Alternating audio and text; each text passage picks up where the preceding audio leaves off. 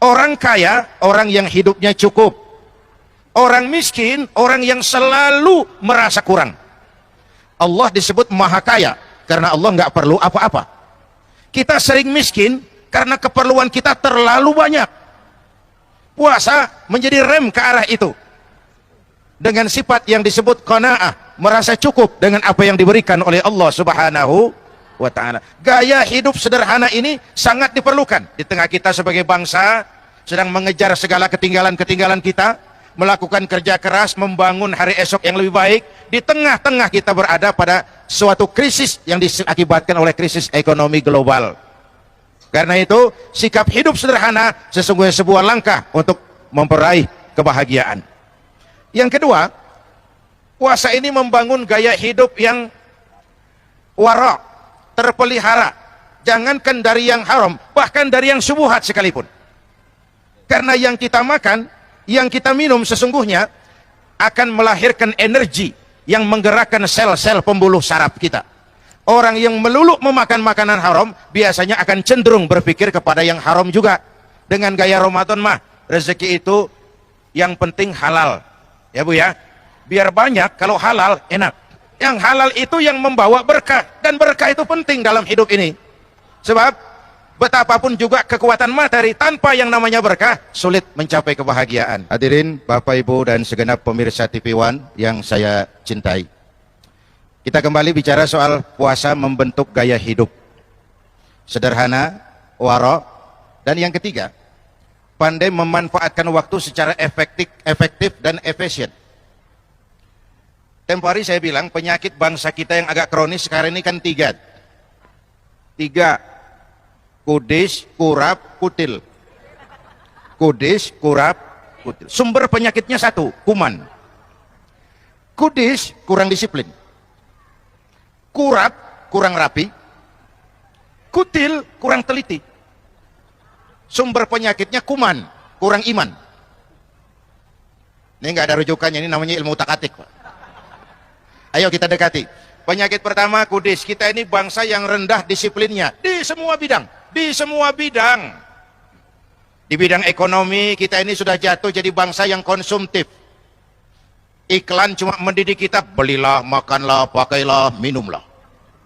Nggak ada seruan, bikinlah, tanamlah, bikinlah. Yang ada, belilah, makanlah, pakailah, minumlah.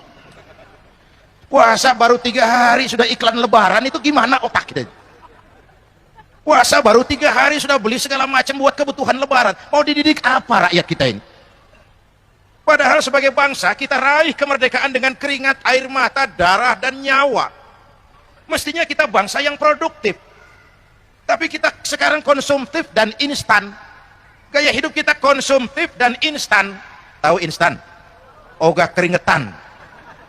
Segalanya mau cepat, mau cepat, mau cepat. Mau sukses tapi nggak mau proses. Kudis, itu tol tadi macet bukan hanya karena kendaraan terlalu banyak, tapi kadang faktor seenaknya di jalan itu loh. Udah mobil tua, yang nyopir tua di kanan terus. Capek yang belakang itu. Kudis. Biar Ramadan kelihatannya gaya santai, tapi jangan seenaknya. Ada nuansa menggunakan waktu yang efektif. Ngabuburit, tapi ya diisi dengan yasinan.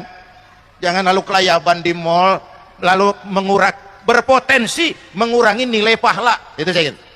Berpotensi mengurangi nilai pahala. Karena apa? Agak sulit jaga mata. Yang nggak boleh itu kan ngeliatin itu. Kalau kelihatan, itu rezeki. Al-ula laka wa thaniyatu alaika. Yang pertama rezeki, yang kedua dosa, ulangannya itu. Nah, saya balik kepada soal kudis. Gaya hidup kita ini sudah instan. Saya bilang korupsi agak sulit diberantas kalau petinggi-petinggi kita disiplinnya takut atasan, bukan takut Tuhan.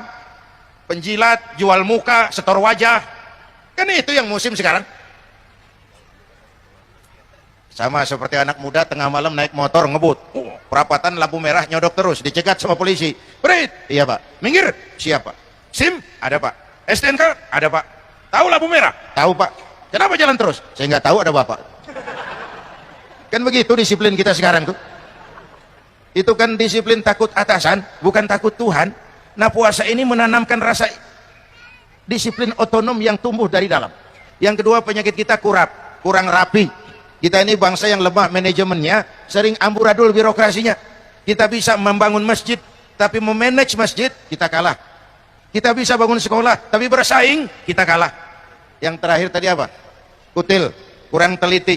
Ini masyarakat kita sekarang masyarakat cepat heran, gampang kagum. Ada nabi baru, ada aja yang ikut. Ada aliran aneh, ada aja yang masuk. Masyarakatnya lagi kutil, kurang teliti. Masyarakat mall, coba lihat ibu-ibu, kalau ada mall baru, ramai-ramai dia pergi. Sebelah sana buka, ramai-ramai ke sana. Nggak belanja, numpang heran doang. Ayo ngaku lu, ngaku. Numpang heran. Masyarakat kutil. Nah, puasa melatih kita untuk bersikap hati-hati. Ada orang yang tidak suka digosipkan, itu sehat. Ada orang yang sangat suka digosipkan, itu sakit. Itu sakit. Oleh karena itu, mumpung suasananya suasana Ramadan, mari kita kembangkan sikap menjaga lidah. Saya kembali ke awal, kecil bentuknya tapi besar akibatnya. Terluka karena pedang 2-3 bulan boleh sembuh, terluka karena lidah seumur hidup orang akan tetap sakit. Karena itu seseorang akan selamat kalau ia pandai menjaga lidahnya. Ini dulu karena keterbatasan waktu. Insya Allah kesempatan lain kita jumpa lagi. Kita akhiri dengan sama-sama menyampaikan istighfar kita. Astaghfirullah Rabbal baraya, astaghfirullah minal khataya, astaghfirullah Rabbal baraya.